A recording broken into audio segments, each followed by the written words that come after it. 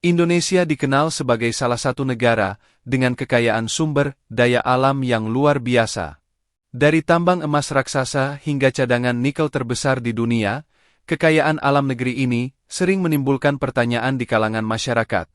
Jika sumber daya alam begitu melimpah, mengapa rakyat masih harus membayar pajak? Salah satu contoh kekayaan alam terbesar Indonesia berada di Papua, yaitu tambang emas raksasa tambang Grasberg.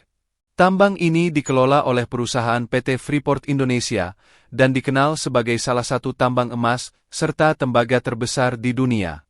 Nilai sumber daya yang dihasilkan dari tambang ini mencapai miliaran dolar setiap tahunnya. Selain emas, tambang tersebut juga menghasilkan tembaga dalam jumlah sangat besar yang menjadi komoditas penting bagi industri global. Tidak hanya itu, Indonesia juga memiliki cadangan nikel yang termasuk terbesar di dunia. Nikel saat ini menjadi bahan penting dalam pembuatan baterai kendaraan listrik. Seiring berkembangnya industri mobil listrik global, permintaan nikel pun meningkat pesat. Hal ini membuat Indonesia memiliki posisi strategis dalam rantai pasok energi masa depan. Selain nikel, Indonesia juga memiliki cadangan batu bara yang sangat besar. Komoditas ini selama bertahun-tahun menjadi salah satu sumber utama ekspor energi Indonesia. Batu bara digunakan di banyak negara sebagai bahan bakar pembangkit listrik dan industri berat.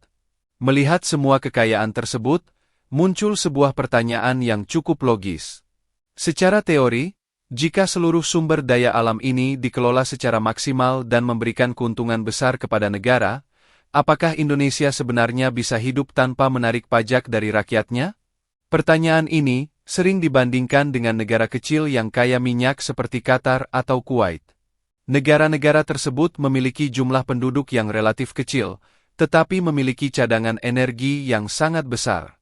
Karena itu, sebagian besar pendapatan negara mereka berasal dari minyak dan gas, sehingga beban pajak bagi warga bisa jauh lebih ringan. Namun situasi Indonesia sangat berbeda. Negara ini memiliki populasi lebih dari 270 juta orang, menjadikannya salah satu negara dengan jumlah penduduk terbesar di dunia. Dengan populasi sebesar itu, kebutuhan pembangunan juga sangat besar.